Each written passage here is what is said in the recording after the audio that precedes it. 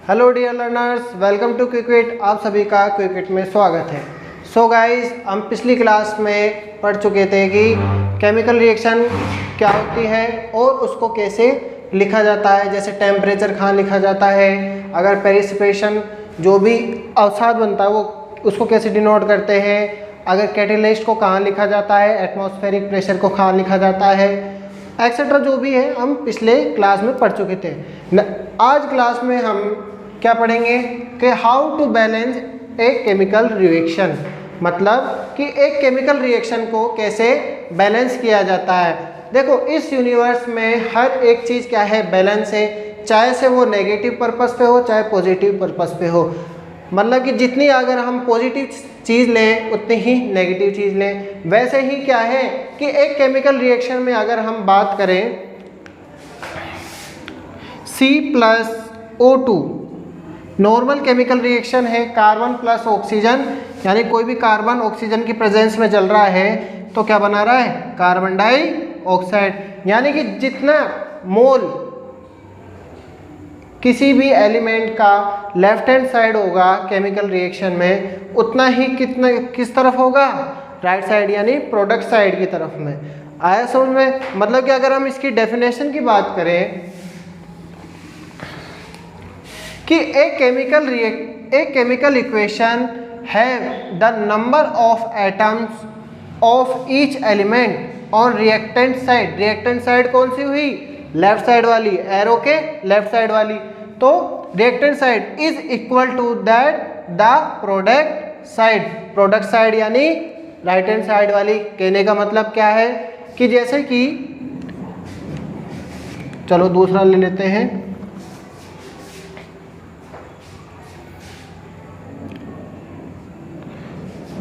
Sorry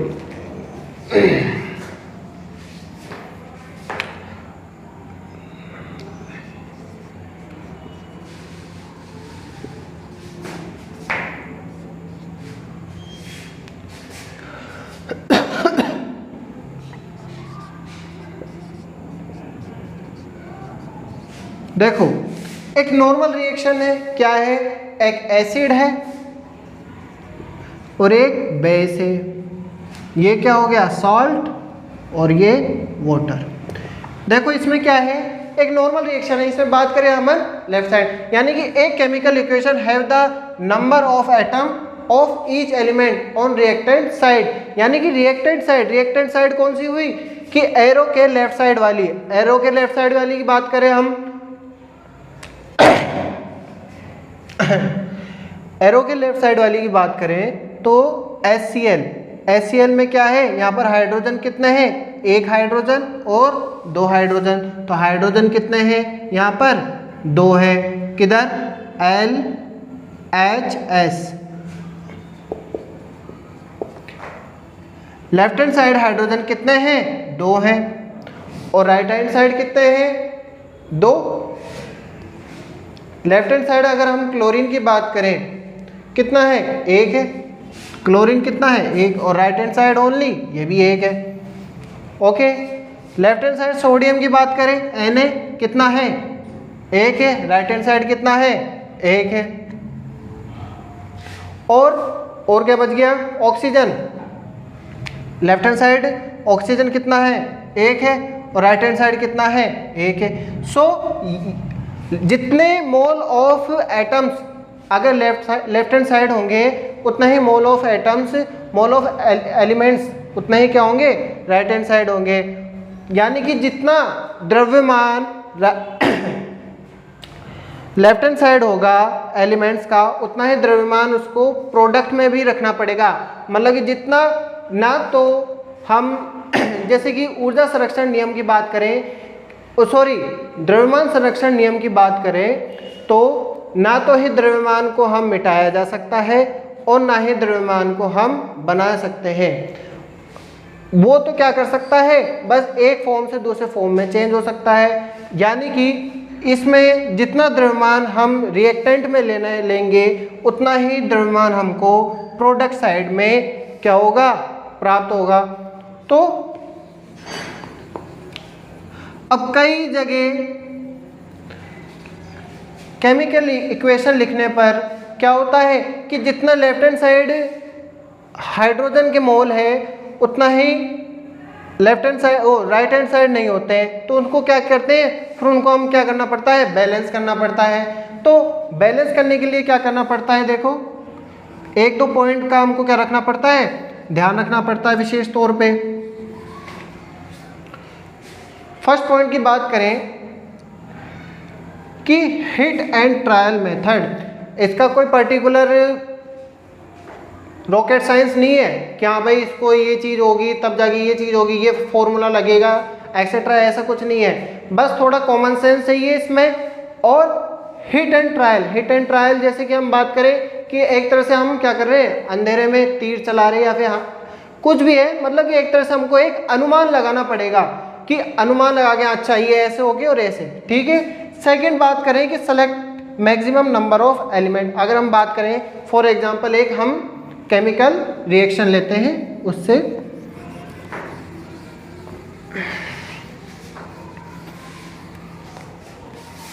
जैसे कि हम बात करें कि हम डेली लाइफ में क्या देखते हैं, डेली लाइफ में हम अगर डेली लाइफ का कोई भी एग्जांपल लेते हैं जैसे कि आयरन रस्ट यानी कि लोहे पर जंग लग जाता है। अब किसी भी ऑब्जेक्ट को जंग लगने के लिए दो चीज़ों की आवश्यकता होती है, एक तो ह्यूमिडिटी यानी कि वेपर, अपने एटमॉस्फेयर में जो वेपर है उसकी, और सेकंड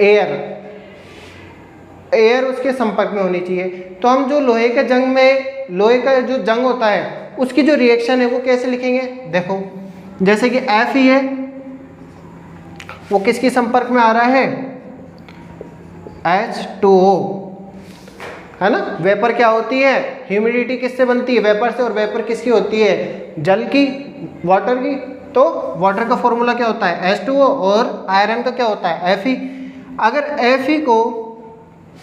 Fe क्या है यहाँ पे, सॉलिड स्टेट, ठीक है, H2 क्या है, वेपर गैसेस स्टेट में, ठीक है। तो जब जंग लगता है तो जंग का फॉर्मूला क्या होता है, Fe3O4, Fe3O4 क्या है, जंग है, प्लस H2 गैस, ठीक है। अब इसमें नॉर्मल सीधी सी बात है, Fe किसके संपर्क में आया है, H2O, यानी कि जो लोहा है वो वेपर के संपर्क में आया है, और उसने क्या बनाया, आयरन रस्ट यानी कि जंग, लोहे का जंग, और क्या प्रोड्यूस हो रही है, हाइड्रोजन गैस हो रही है। अब इसमें हम बात करें कि हम देख सकते हैं कि जितने Fe के एटम लेफ्ट हैंड साइड है उतने राइट हैंड साइड वहाँ पर क्या है, ज़्यादा है। और हाइड्रोजन की जो है, चलो हाइड्रोजन तो क्या है, सेम है, लेकिन ऑक्सीजन इधर कितना है, एक है, इधर ऑक्सीजन क्या है, 4 है। तो इनको क्या करना पड़ेगा, बैलेंस करना पड़ेगा। तो select maximum number of element compound, तो सबसे पहले क्या करना पड़ेगा, जो maximum number of element compound है वो कौन सा है, इसमें ये है। और थर्ड क्या है, केमिकल फॉर्मूला नॉट चेंज, हम किसी भी कंपाउंड के केमिकल फॉर्मूले में फेरबदल नहीं कर सकते, मतलब उसको चेंज नहीं कर सकते। अब H2 है तो हम इसको ऐसे नहीं कर सकते कि HO, अपने मन से कुछ भी नहीं बना सकते, जो एक बार बन चुका है वो बन चुका है। हम इसके आगे क्या कर सकते हैं, इस फॉर्मूले को याद मल्टीप्लाई करना पड़ेगा, 2 से, 3 से, 4 से, 2, 3, 4 एक्सेट्रा जो भी है उससे मल्टीप्लाई करके हमको क्या करना पड़ेगा, दोनों तरफ बैलेंस करना पड़ेगा। तो वो कैसे बैलेंस होगा, देखिए। तो सबसे पहले क्या करना पड़ेगा, सबसे पहले ये ध्यान रखो कि ऑक्सीजन और हाइड्रोजन के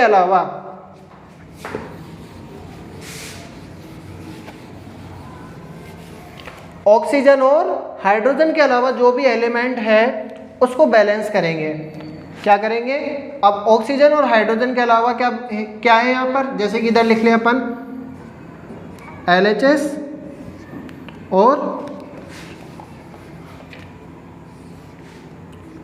LHS RHS, ठीक है। और इधर बात करें एटम, ठीक है। तो LHS में हाइड्रोजन और ऑक्सीजन को छोड़कर क्या कौन सा एलिमेंट है, एफ ई को लें तो एफ ई किधर कितना है LHS में 1 है और इधर कितना है 3 है, RHS में कितना है 3 है। तो इसको क्या करना है, बैलेंस करने के लिए क्या करना पड़ेगा, इसको 3 से मल्टीप्लाई करना पड़ेगा, मल्टीप्लाई बाय 3। तो इसको क्या कर देंगे हम 3, यानी कि ये भी 3 हो जाएगा। तो नेक्स्ट स्टेप में लिखें, यानी कि 3Fe plus H2O, Fe3O4 plus H2। अब यहाँ पे देखो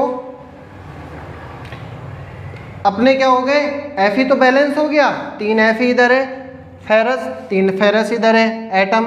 अब बात करें हम हाइड्रोजन और ऑक्सीजन की। हाइड्रोजन यहाँ पर क्या है बैलेंस है, लेकिन ऑक्सीजन क्या है यहाँ पर बैलेंस नहीं है। तो क्या करना पड़ेगा, इधर ऑक्सीजन कितने हैं 4 है, यहाँ पर ऑक्सीजन कितना है 1 है। तो ऑक्सीजन की बात करें लेफ्ट हैंड साइड तो कितना है यहाँ पर ऑक्सीजन 1 है, और राइट हैंड साइड की बात करें तो ऑक्सीजन कितने हैं 4 है। तो इस एक को हम क्या करेंगे, हम नेक्स्ट स्टेप में इस H2O के कंपाउंड को हम क्या करेंगे 4 से मल्टीप्लाई करेंगे।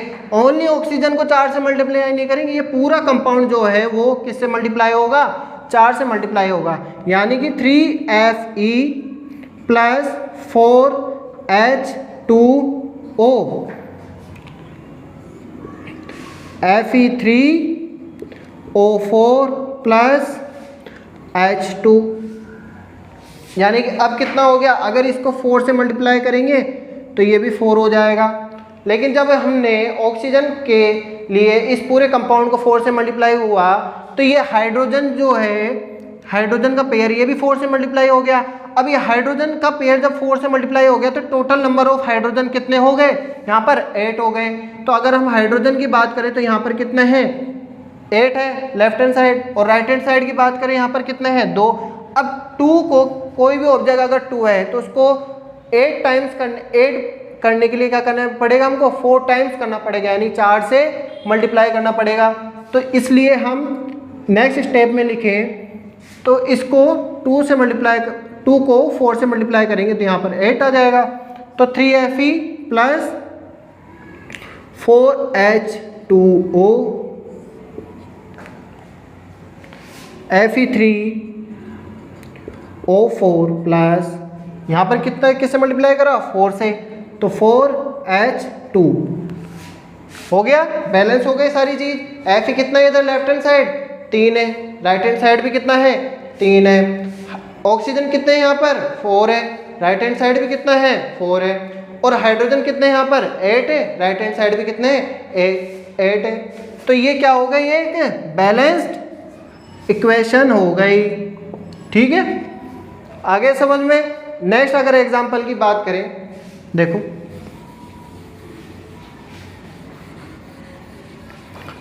नेक्स्ट एग्जांपल की बात करें,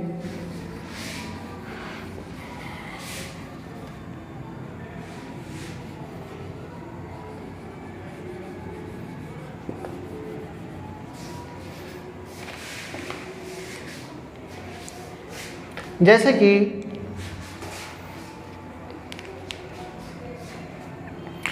फॉस्फोरस प्लस ब्रोमीन। फॉस्फोरस की जब रिएक्शन किससे कराएंगे, ब्रोमीन से करवाएंगे, तो PBr3 बनता है। अब ब्रोमीन क्या है, यहाँ पर गैस है, तो गैस को हम क्या कर सकते हैं, हम उसको पेयर में लिखना पड़ता है। कोई भी जो गैसियस क्या कहते हैं स्टेट में होती है तो हम उसको क्या सिंगल नहीं लिख सकते हैं, उसको एक पेयर बनाना पड़ता है, उसको एक कंपाउंड बनाना पड़ता है, उसका तो मॉलिक्यूल बनाना पड़ता है, सॉरी। तो अब इसको बैलेंस करें, तो बैलेंस करने के लिए क्या करना पड़ेगा, इसमें देखो वही बात है कि भाई हाइड्रोजन ऑक्सीजन तो है नहीं, अब कोई सा भी एलिमेंट उठा लो। इधर भी क्या है, फॉस्फोरस 1 है, पहले ब्रोमीन उठा लेते हैं। ब्रोमीन कितना है इधर 2, यहाँ पर क्या है लेफ्ट हैंड साइड 2 है, और राइट हैंड साइड कितना है 3 है। तो इनको क्या करें, बैलेंस करने के लिए क्या करेंगे, इसको तो 3 से मल्टीप्लाई कर देंगे और इसको 2 से मल्टीप्लाई कर देंगे। अगर हम इसको 3 से मल्टीप्लाई करें तो ये क्या हो जाएगा, 6 हो जाएगा, और इसको 2 से मल्टीप्लाई करेंगे तो ये भी 6 हो जाएगा। तो देखिए कि P प्लस, अब इसको 2 है तो इसको किससे मल्टीप्लाई कर रहे हैं हम, 3 से,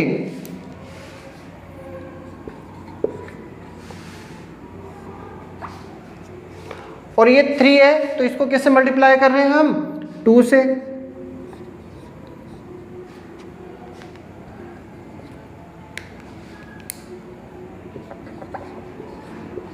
ठीक है, तो इसको किससे मल्टीप्लाई करा, 2 से, और इसको किससे मल्टीप्लाई करा, 3 से मल्टीप्लाई करा। अब ये तो बैलेंस हो गए, ब्रोमीन तो यहाँ पर क्या हो गया, बैलेंस 3 2 जा 6, यहाँ पे भी 6 ब्रोमीन है और 3 2 जा 6।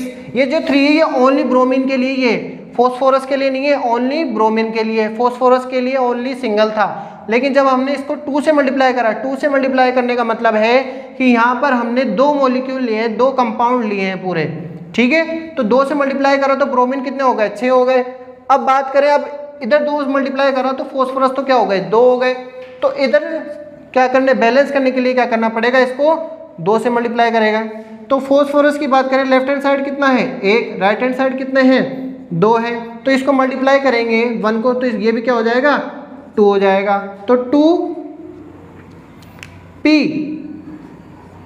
प्लस 3Br2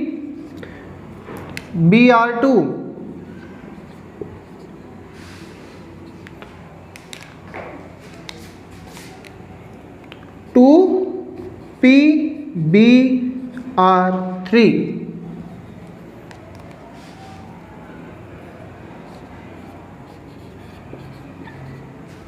ओके गाइस, अब देखो फॉस्फोरस कितने हैं, लेफ्ट हैंड साइड 2 है और राइट हैंड साइड भी 2 है। ब्रोमीन कितने हैं यहाँ पर 6 है, राइट हैंड साइड कितने हैं 6 है। सो गाइस ऐसे ही हम, इसका कोई हार्ड एंड फास्ट रूल नहीं होता है, हिट एंड ट्रायल रूल होता है कि इसमें क्या करना पड़ता है, अंदाजा लगाना पड़ता है। बस इसमें ध्यान रखो कि मैक्सिमम से मैक्सिमम नंबर वाले एलिमेंट का कंपाउंड चूज करना होता है, और हाइड्रोजन और ऑक्सीजन को क्या करना पड़ता है, बाद में सोल्व करना पड़ता है। हाइड्रोजन के अलावा जो भी एलिमेंट होंगे उनको पहले सोल्व करना पड़ता है। सो गाइज आज हमने बैलेंस इक्वेशन के बारे में पढ़ा कि जितना लेफ्ट हैंड साइड होगा एटम्स उतने ही क्या होंगे, राइट हैंड साइड होंगे, और उसके कुछ एग्जाम्पल पढ़े। नेक्स्ट क्लास में हम टाइप्स ऑफ रिएक्शंस पढ़ेंगे।